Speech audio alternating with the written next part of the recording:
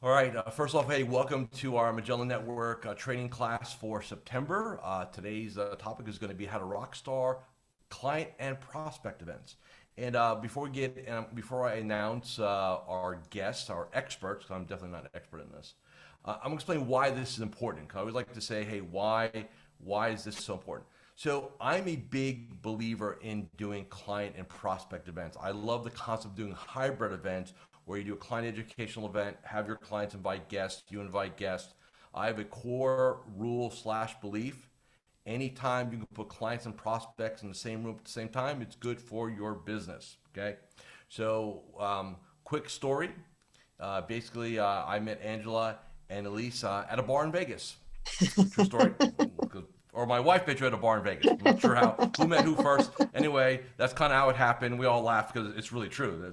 From that perspective. So I've got to know them over the last several months. They're very good at what they do. They work with several of our network members now, doing various marketing programs and consultations and stuff like that, which I'm sure we'll get into at some point. But really for today, I want them to share with you guys because we're getting into Q4. Holidays are coming. In terms of just making things happen for events. So let's talk about event best practices. And with that, guys, I am going to introduce you to Angela York and Lee Stoner of Custom Strategic Marketing. Terry knows them very well. Hi, Terry. Nice to see you there. And they're going to share again some client event and event best practices. And I'm going to shut up because you guys hear way too much from me as it is. And I'm turning it over to you guys. So, ladies, it's all yours. Thanks, Joe.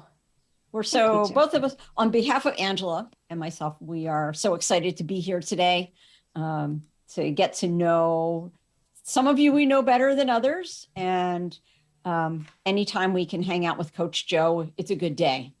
So, Right. today is a good day. So, like Joe mentioned, we're going to talk about events. And I know a lot of the people we talk to really feel like in-person events are the cat's meow. It's like that's the thing. But we also need to think about what we're doing in the virtual and digital space. And what you'll find today as we go through our presentation, there's some tips that you're going to be learning about, but also we practice what we preach. So this is not really tip one, but in the chat, Angela is going to post a fillable PDF. You need to open that up and download it. And it's going to be a 15 tip sheet on how to rock star your client and prospect events. I'm just looking at mine here. And it's sort of like a Mad Lib. Remember those? So as we go through our presentation, we're going to tell you, okay, this is tip number one. And you're going to be able to go in and fill in the blanks based on what we're talking about. And then that's going to be one of your takeaways from today's event. So it's like a nice little party pack. When you also go into that chat, if you can, just jot down your name and where you're from, just so we have an idea who we're talking to. Because as you'll see, and as we talk about, that's really important for us, not only from an event, but a marketing point of view, because you can't plan things and you can't promote events if you don't really know who you're talking to. Some of you were kind enough to answer our questions that Joe and the team put up on the sign up. And that, again, helps us have a better understanding of who our market is. So if we can do that. And then we're going to do, hopefully, we're going to make sure we have enough time to do a quick Q&A at the end. Right. Okay. It's So in there. Does anybody have any problems? I think we're good to go. Perfect.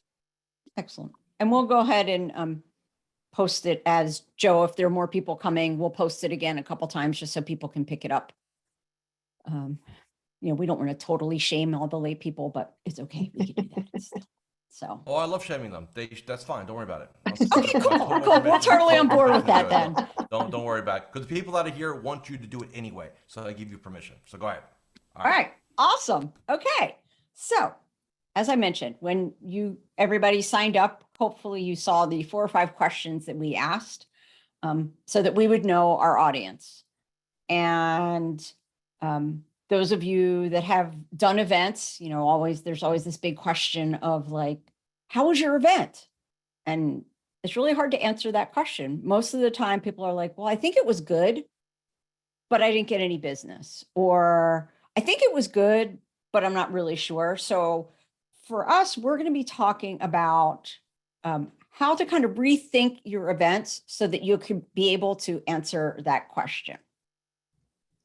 So the philosophy that we have is events are marketing opportunities. And it's imperative that you treat events like you would treat any other type of marketing opportunity, whether it is an appearance that you're making, whether it's a sponsorship that you're buying, whether it's a digital newsletter that you're sending out. You need to treat events like that marketing tool it is. And we're going to talk about how to do that. So just a little bit of background here too is I mentioned that we treat these as marketing moments and marketing opportunities. Moments is a term that we use quite a bit. And it comes from this idea when I first started in my business, people would say, you know, I love doing events, but I can never figure out the ROI on it. The ROI, these things is just brutal. And you as financial and numbers people probably feel the same way. And that really got me thinking that maybe we're measuring the wrong thing. And then I came across a book called The Power of Moments by Dan and Chip Heath. And this book just talks about how to kind of leverage moments that we have in life. And that was like an aha to me. So I started kind of floating this idea of saying, well, maybe we shouldn't be measuring just ROI. Maybe we should be creating what we call ROM and thinking about what's the return on these moments. And that kind of got me into this mindset too. And Angela and I talk a lot about this of understanding the why. When you can understand why you're doing your event, that's another sort of gauge that you can use to help figure out what your goals are going to be, so that you can figure out, again, it all boils down to how are we defining success of an event? Sometimes when I talk about that, people think I'm a party pooper. And it's like, oh, well, you know, we just want it to be a party. I'm like, don't get me wrong. And like Joe said, we met in a bar. So, you know, we like a good party. And that's awesome. If your goal is to have a party, then you're going to have it that way. But sometimes we do events and people say it's a great party, but that really wasn't what you set out to do. So we're going to talk a little bit about that today. So if everybody has their sheet open, tip number 1, include something in every event communication. This really is focusing on this whole idea of marketing and marketing moment. The answer to this question is to include a call to action in every event communication. Angela, you want to talk a little bit about what that means? Absolutely. To give you clarity, a call to action, also known as a CTA, it's a statement designed to yield an immediate response from your target audience. It helps you improve your user experience, and it also helps drive them through the sales funnel. An example that we all know is on invitations and RSVP by a certain date. That's a call to action. But we also recommend having CTAs in all of your event, your presentation, your reminders, your follow-up, because that helps improve the user experience, and it also helps move them through the sales funnel, which is really what the end goal is for all of your events. Joe will talk about this later, but at the end of the call, as Elyse said, we practice what we preach. You'll see our CTA that'll help you rockstar your events. So. Excellent. Thank you. Okay. So we're going to talk about what we talked about, right? How do we measure success is because we're going to have a goal. Tip number 2, it ties into this goal. And what that is you want to determine something and clearly articulate it to all of your something else's. So one of the things that we talk about, like I said, if it's a party, it's a party. If it's an education event, it's an education event. We refer to that as your event's personality, right? We all have them, and they're not judged. They shouldn't be judged. Our personality is our personality. It is what it is. So number 2 is determine your event personality and clearly articulate it to all of your stakeholders. We'll dive into this a little bit more, but what we're talking about with stakeholders in this part of it is talking about your internal team, and any like speakers or sponsors, just to make sure everybody's kind of on the same page and why you're doing this. Tip number 3, when your goals are identified, all of your whys will point back to them. So I don't think I really need to get into the power of goals with this group, right? I mean, this is Joe's bread and butter, right? We're about goals and what we have to do to reach those goals. But it's also that North Star, so we know where we're going. So when we have our event goals, anything that we do as it relates to the event, we can kind of use those as the checkpoints along the way. Do I want to be doing this? How do I want to be doing this? And is this in alignment with the goals for me to be able to determine success of the events? So Angela's going to talk a little bit more about event personality. So you might be asking, what is an event personality? It's really the foundational purpose of your event that your audience can relate to. It can be connecting, it can be educating, it can be celebrating, it can be motivating, it can be a combination of it. And the reason that this is so important, and you can have more than one event personality for your event, but it's important to identify beforehand, because then you can attract the right audience and set the right goals. If your event personality is social, you don't want to set goals that you would for an educational event and vice versa. For example, if your goals for a social event could be to deepen relationships and perhaps get them to people to follow you on social media. Whereas for an educational event, you want to build credibility and move people through the sales funnel. And so you really need to define that personality to be able to define your goals, to make sure that your audience you have the right audience for your event. So Joe asked us to talk about rockstar in your events for clients and prospects. And as you mentioned at the beginning, Joe, we also agree you should have them both at both events. So this brings us to tip number 4. Include who to attend the same events. It adds value to both. We recommend, as does Joe, ideal clients and prospects. Invite them both.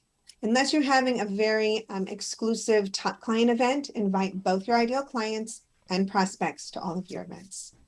If you're unsure how to identify your ideal client, we mentioned that you're going to be receiving a PDF tomorrow morning with some links. And on there, I just did a podcast about tips to identify your ideal client. So listen to that, because there's lots of information in there on how to identify your ideal client. And this is important because you want to know who your ideal client is and meet them where they are. And this is tip number 5. So you want to use the language that they speak, the media that they use, and the time frame they subscribe to.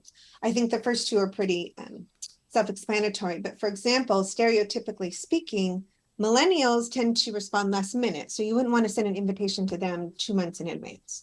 Where older people like to plan and have busier calendars, so you wouldn't want to send them something a week in advance and expect them to attend. Also the time of day. If your ideal client, let's say, is a stay-at-home mom, you don't want to schedule an event at lunchtime.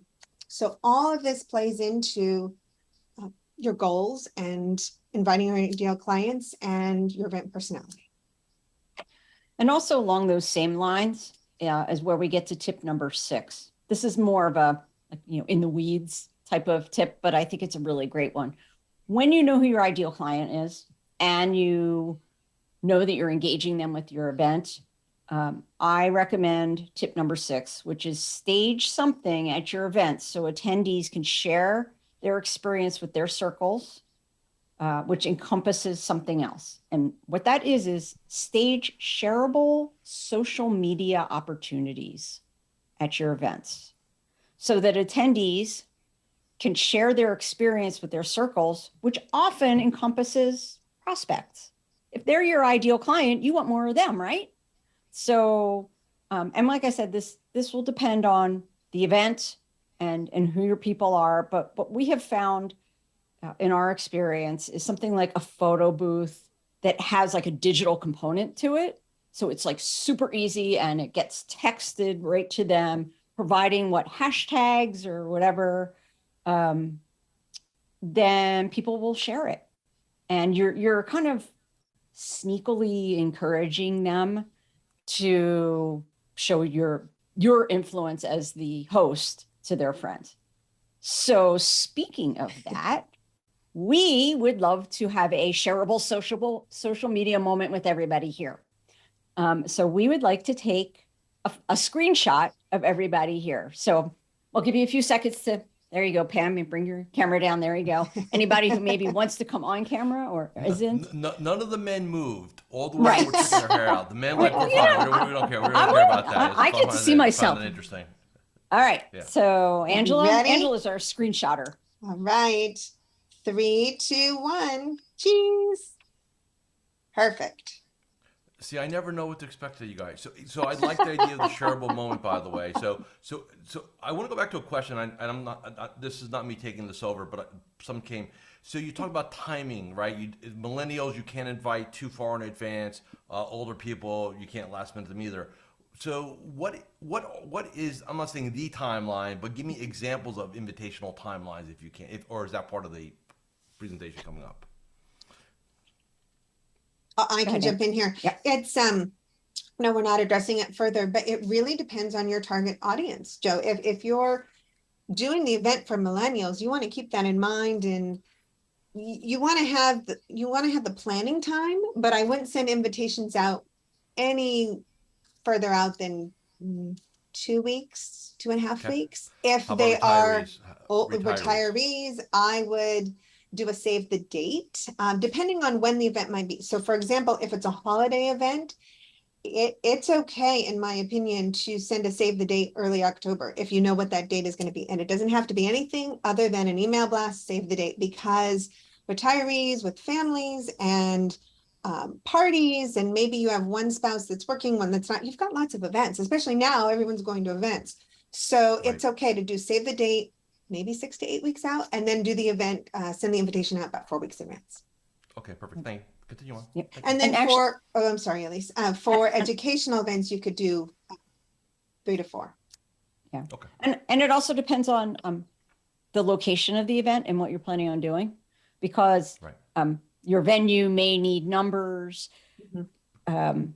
So yeah, I mean, you can get into the nitty gritty of it all, but yeah, I think that's a good way to look at it.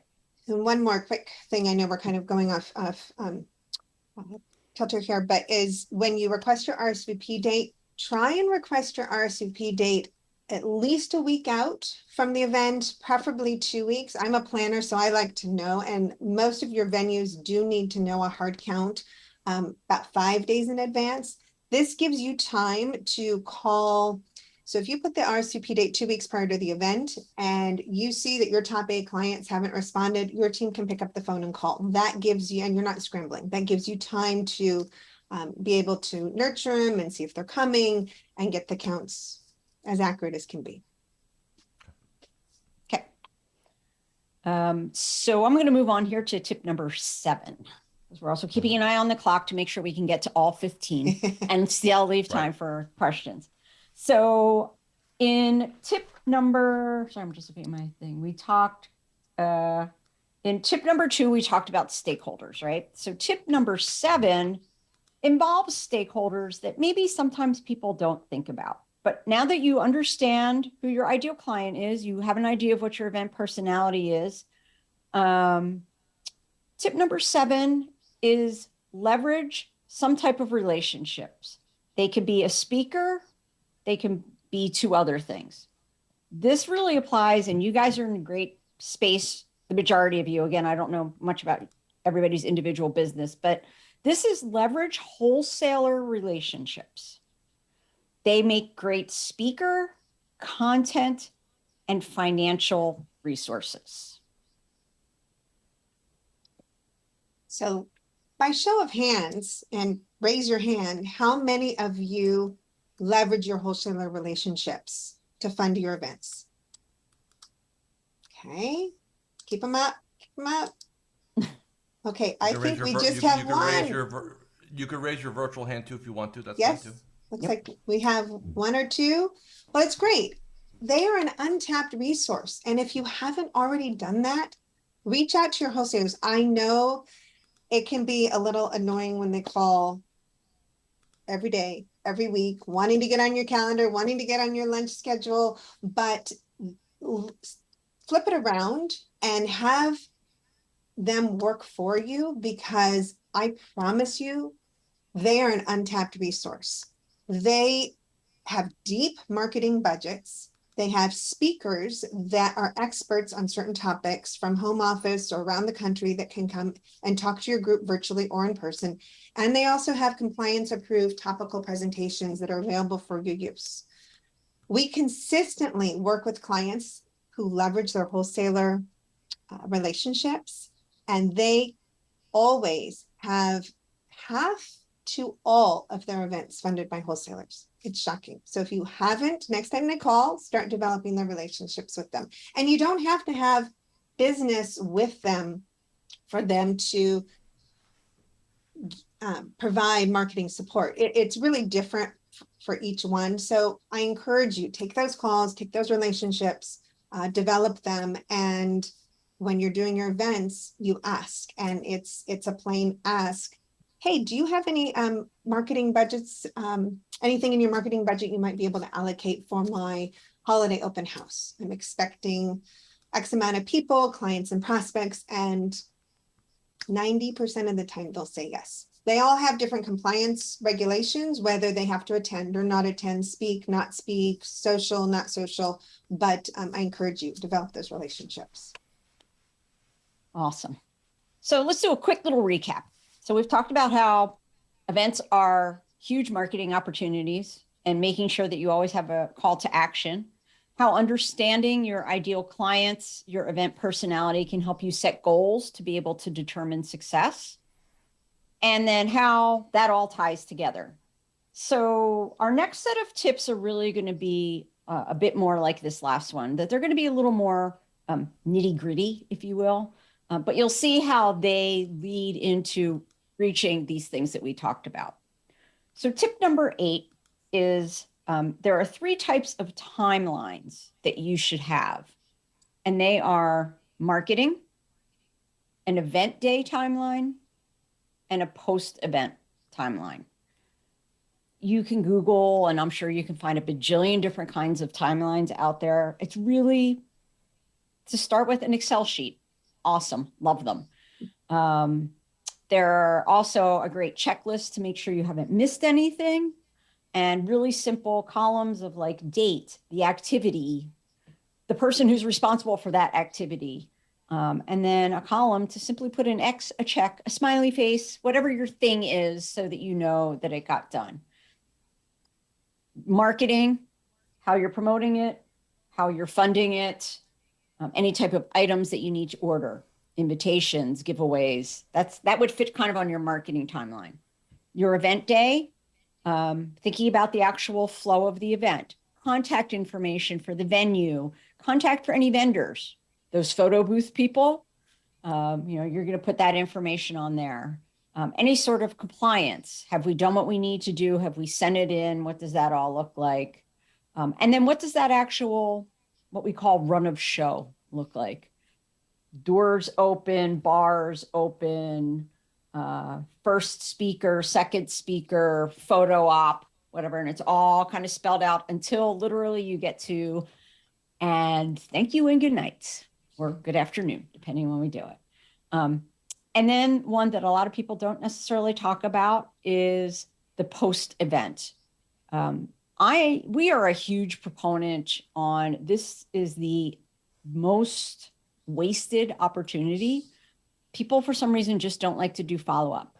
They feel like the event ends when the Zoom call closes or when the tables and chairs are put away. You've just, again, put all this time and energy into this event. Try to carry it on as long as you can. Perfect example, we're seeing a lot in the event space of this idea of having events, and then they're forming into communities, right? I mean, you're all part of a community right here, right now.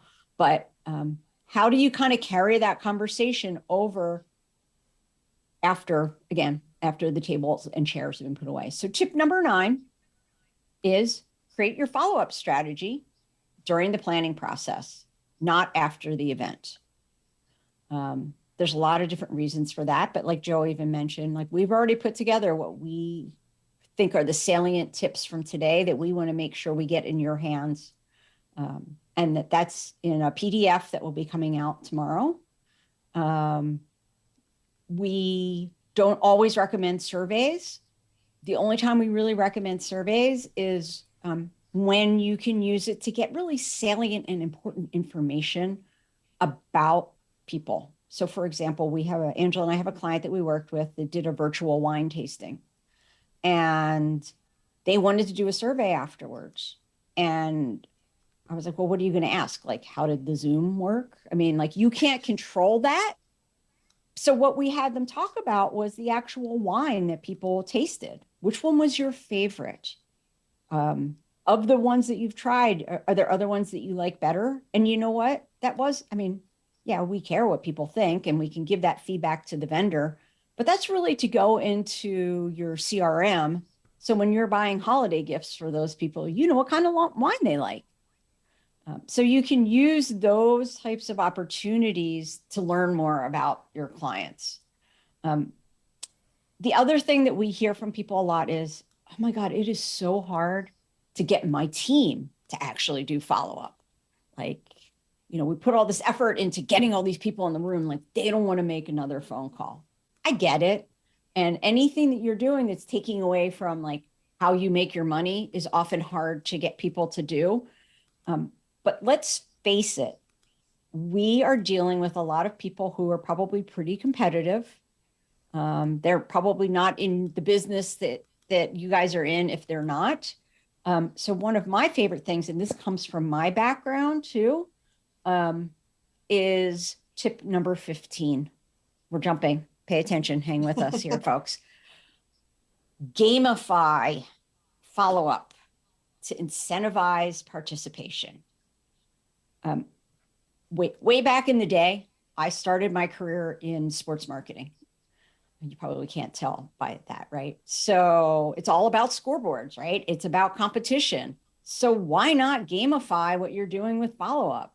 The same client who was wondering what they were going to ask about the wine, like, what do your advisors like? And they're like, oh my God, they love a great bourbon. I'm like, great, go spend some money on a really great bottle of bourbon and put a scoreboard up at the front when people walk in, and follow-ups can get tracked. And the person who, makes the most calls, gets the most information, however you want to measure it, give them a prize. People love prizes. Who doesn't love a prize? Sorry, we're not doing prizes here today, but your prize is that you get tomorrow's PDF. So that'll be good. Okay, so that was 15. Now we're going back to number 10. Number 10 kind of also goes back to this whole idea of the ideal client, because we talk about locations, and locations should be convenient for your attendees. We were talking with Joe before we put this program together, and he was telling us about how he recommends 4 types of events for his clients every year. And one of them is the office open house. And I love that idea, but not everybody has an office that's open houseable. And what we have learned over the past 2.5 years is that a lot of us may have clients who can't get to our office. So when you're thinking about location and convenience, you need to think about that and kind of meeting your people figuratively and literally where they are. And then tip number 11, something should be a big factor in venue selection and event blank.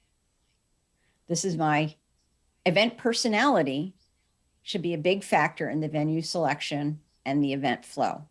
We alluded to this a little bit when we were talking, answering your question, Joe, about who the people are in the room and what that invitation timeline looks like. You also need to think about that, what that actually looks like at the event. You'll see on my name, I have these 3 letters, DES, after my name. My pandemic, what I did with my pandemic vacation was I became a digital event strategist. I got certified as a digital event strategist. And one of the things that they talked to us about that really stuck with me was thinking about this whole idea of event flow and how it changed from in-person events to virtual events. The analogy that was this: a live event is a Broadway show. A virtual or digital only event is the Today Show. Both are super entertaining. Both can convey information based on our goals. But just think about, a Broadway show, you're sitting there for an hour and then there's a 20-minute intermission, there's another hour. Today's show, it's a 3-minute segment. In, out, done. We're going here, we're going there. You're connecting with people. Think about your events in that way as well. Perfect. Thank you. I'd like to actually get a little bit more nitty gritty about the event planning itself and talk about the logistics, a few more details that every rockstar should know. And the first one I'll start is tip number 12. Everything is negotiable. Everything is negotiable. For example, this is one of my favorites: never pay a room rental fee, ever. Venues like to charge room rental fees because it's a soft cost. However, it's always negotiable, but you have to ask, and we never pay one, ever. Instead, here's some tips that we've learned along the way. Ask to increase the food and beverage minimum. And the food and beverage minimum, if you're not familiar, it's the amount they require you to spend on food and beverage, not tax, not gratuity, not valet. It's strictly what's food and beverage. And they call it a food and beverage minimum, F&B for short, if you want to use the lingo. This way you'll be receiving food and drink for your investment. So I'd rather do that than doing a room rental where you're really not receiving anything. And even the food and beverage minimum, it's negotiable. So if they tell you it's $3,000, ask for $2,500. And their F&B minimum will change based on the day, the month, the time. So always ask. And you know what? You have nothing to lose by negotiating. All they can say is no. And a few other tricks to meet the minimum. If for some reason your accounts are down or you think that the minimum, you just don't know how you're going to get that, they'll give you an kind of an estimate where you're at. But a few things you can do is maybe have higher end food. Maybe you want a shrimp platter, a seafood platter, nice wine, have a toast.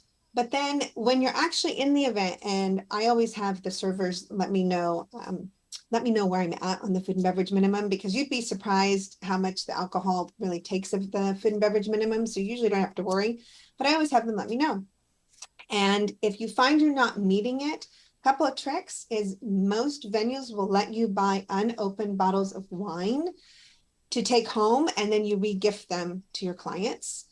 You can do that during the holidays. Other venues will give you gift cards for their venue that you can use for client dinners, team dinners, for another event. Just some tips. But talk about these options with the venue while you're finalizing your venue contract.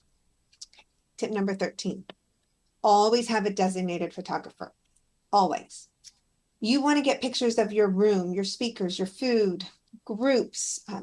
Your attendees love it. They love smiling and taking pictures. If you're doing a holiday open house, maybe you have a tree, or maybe you have a toy drive, and you can kind of stage where you want it so that it's really attractive.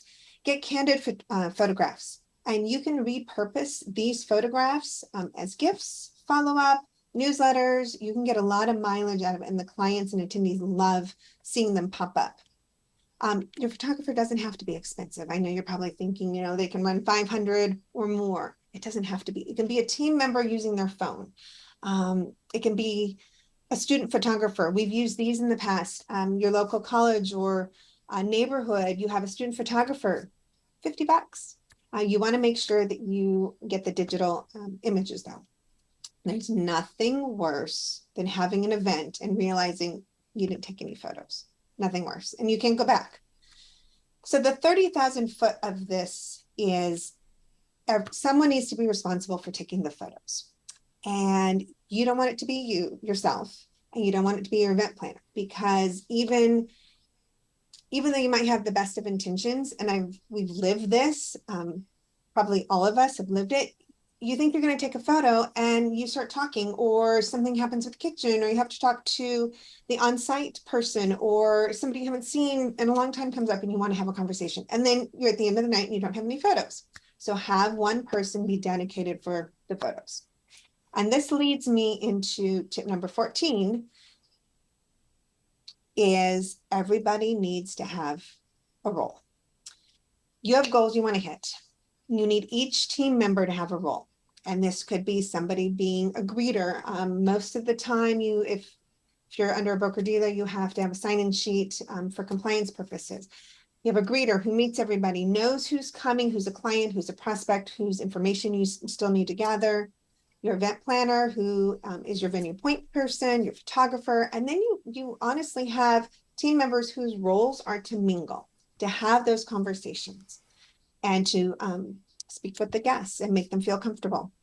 But don't let your guard down. Remember why you're having the event and what your goals are. Don't fall into the guest mode. And we've seen this a lot, where you start talking and eating and drinking and mingling, and you forget your goals and the purpose of the event. You want to talk to as many people as you can, reinforce your relationships. You want them to know you, like you, and trust you. And when I say you, it's every member of your team representing your firm. So everybody needs to be on and have those conversations, have the targeted conversations, talk about family and occupation and recreation. You can uncover special moments by talking to clients. And it doesn't have to be scripted. It can just keep it in the back of everyone's mind and have those casual conversations, but with a purpose.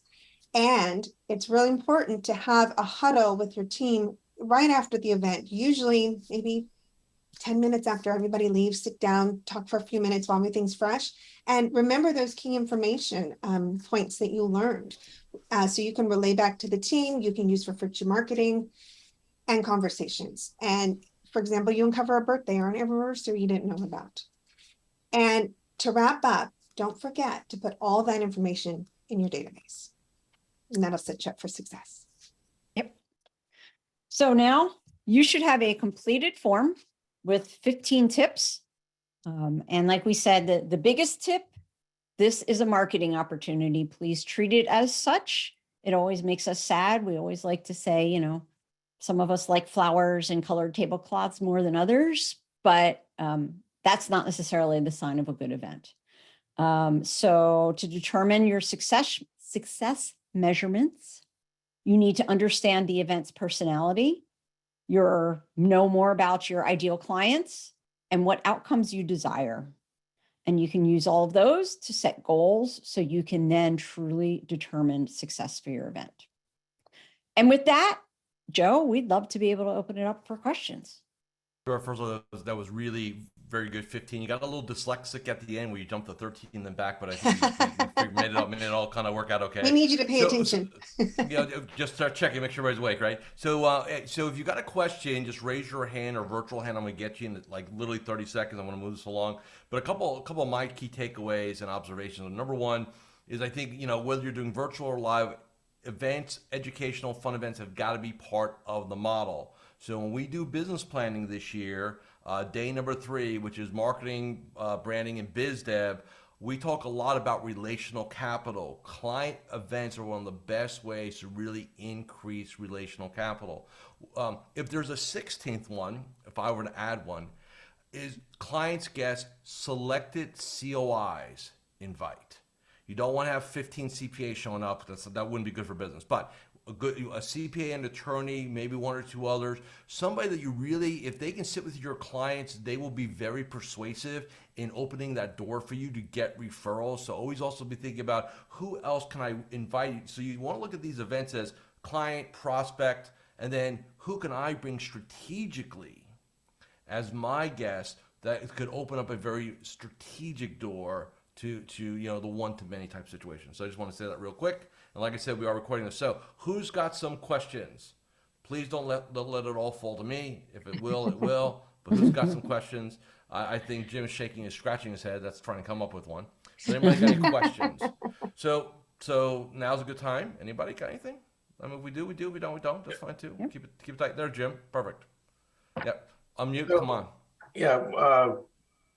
I listened to both of you on Matt Howard's podcast recently. Question is not related to that, but I do have a question for you after this about that. I am a solopreneur. I know there's a few others on here. So how do I, and that was my question to you a couple weeks ago, is what are some of the easiest or the best ways to incorporate this for an individual like myself? Don't do it alone. No, honestly, if someone gave me $1 million and said, you can go ahead and invest it, could I figure it out? Probably, but it would be smart for me to go to somebody who does this full time, right? Think about it in that flip side. We talk about this a lot and saying, you're going to make more money doing your day job than trying to do mine, because I've been doing it for a really long time and I know the ins and outs. So as a solopreneur, like, they don't have to be big events. They don't have to be like super flashy, whatever. Get help.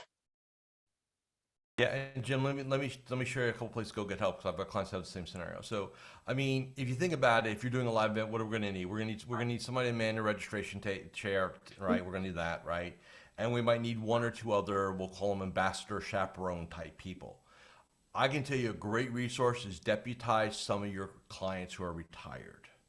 I've had clients that have done that. They already drink the Jim Williams Kool-Aid, so we're good there. They'll be advocates. And you buy them dinner, lunch, whatever's going on, and maybe a $50, $100 gift card for their time.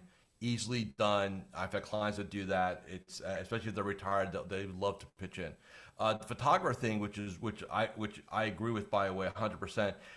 You can definitely go to, if there's a community college. Most community colleges have photography areas. You can do that, or you can do what I do is you can go to like Upwork. And if you're going to be, and you can do a search for photography, videography in town, zip codes, stuff like that. That's where I'll source when I'm around the country, that's where I source my videographers from if I need to do so. So there's plenty of ways to go find talent, especially if you're dealing in the retiree rollover market. You have an army of volunteers just waiting to help you if you just ask them to help you. Absolutely. Yeah. The other thing I would recommend, and Jim, like I said, I would love to learn more about you and where you are. A little bit about me and Angela. We both have teenage children. They make fabulous photographers because all they're doing is taking pictures of themselves on a regular basis. So if you have any like social media savvy teens in your world, they're pretty good ones too. Yeah, I like that. It's good. I want to add one other tip there is your wholesalers, your untapped resource. You can always ask them, if they're there anyways, hey, would you mind, chatting with the clients, or hey, would you mind helping me greet people? They're all going to come at once. They are your best ally. I've had wholesalers help me set up. Hey, can you blow up the balloons? They'll blow up balloons. Thank you. Yeah. You're welcome. No, good, Jim. Good question on that. Who else has any questions before we kind of wrap this up? If there's anything else we want to add, while you guys ponder your thoughts, couple things real quick, then we'll bounce this. Number one, like I said, we'll have the replay up tomorrow. We do have something from Angela and Elyse that we're going to be posting with that. So that will go to network, and then it will get dropped. The note will get dropped, obviously, into your inbox, so you'll be able to go pull that off. From that perspective, we haven't really finalized this, but I think it'd be really cool to just talk about real quick. So these two, I'm going to get them. I don't know. I'm going to commit publicly to do this. That way it makes it see now. So I got surprises too here today. So I'm going to really persuade them to come down to Fort Lauderdale in November and do a segment on ideal client on day 3. When we do marketing, branding, and business development. I wanted to do this here because I know a lot of you are starting to plan your holiday events, and I didn't want to push this topic into November. It'd be too late to really take a lot of action on it. So this timing was great. But they're going to do, again, I'm going to twist their proverbial arms nicely, and hopefully they'll come down and spend about 45 minutes on stage and talk about how to really define your ideal client, which then allows you to go ahead and market and do all the other things that we need to be doing. So you're going to see them again, is what I'm saying. So whether you're going to be in Fort Lauderdale or you're doing a live stream, you'll probably see these gals again. So FYI on that. Okay. I don't see any questions. So I'm going to, Michelle, you got something? Go ahead. Have you found any one event personality better for prospecting versus client engagement, and or both, or does one work? Does one reinforce both better? I like that. Good question.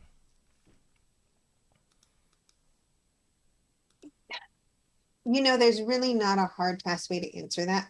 However, in experience, when you're prospecting, it's always a good idea to have that educational personality, giving information. You can have clients bring friends to a great party and that was a lot of fun. But if they're bringing prospects to an educational event, they're receiving value and they're perceiving that you are an expert in your field.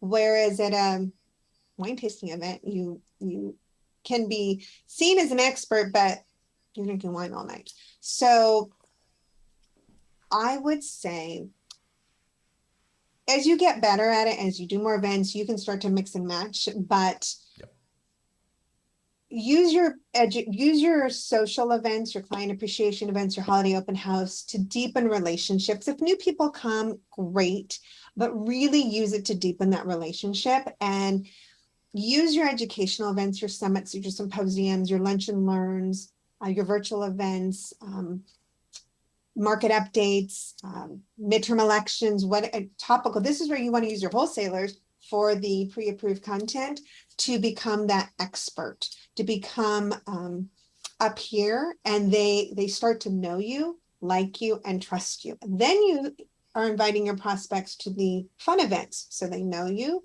they like you, and then between the two of them, they're trusting. Okay, that's very helpful. I would have thought the opposite. So that's very helpful. That's good. So there we go. So a couple of things real quick. think Just Elyse kind of put a.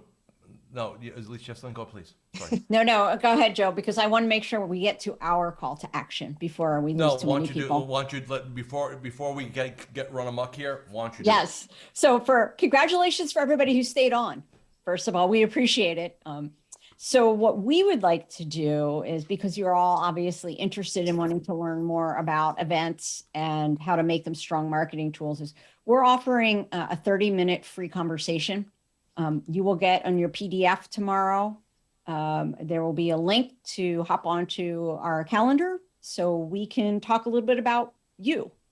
It's hard to do that in this space because I'm sure you all have questions, with what you're doing or thinking about doing. So 30-minute free call. We'd love to get to know you. We'd love to spend a little more time with you. So because you're on here today, those of you that are watching the recording, we'll do that for you too, because we're givers like that. You're so kind. I was going to say they should be SOL, but that's okay. If you want to extend that, I'm fine with that. Well, I mean, if they watch it in like a year and a half, we might not have time. But within the next couple of weeks, we could probably make some room. Okay.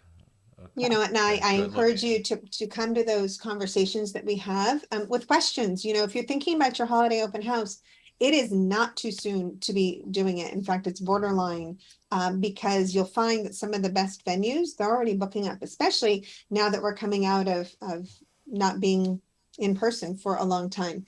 So it's not too soon.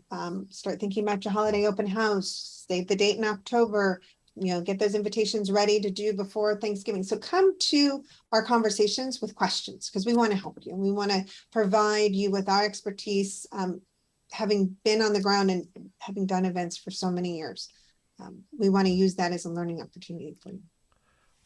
And I want to quadruple down on what you just said there about venues, because we're experiencing that here, just trying to find venues for our mastermind meetings and things like that. I mean, it is like, forget COVID. It's like it's 4 times more challenging to Yep. to get a venue down today than it was pre-COVID for whatever reason. So the law of supply and demand are totally now in the opposite direction. So if you want your favorite place, do not delay. 100% agree on that. 100%. Okay. Okay. Well, look, I think we've exhausted everybody's Thank questions. you. Thank you for the offer. I will make sure we pitch that out to everybody tomorrow. That's not, and by the way, pitch is not a bad word here. Thank you for your time. Thank you for your expertise. Thank you for adding value to the tribe. I appreciate that very much. Thank you for And having us. like I said, well, the replay up. You'll have your offer from the gals to go talk to them. They don't bite. I've talked to them many times. So take advantage of that. And again, I thank you all for being here, being part of the tribe. And Elyse, Angela, thank you so much for your time. Appreciate it. And Thank you. we'll see everybody pretty soon. And with that, we Thanks. are complete.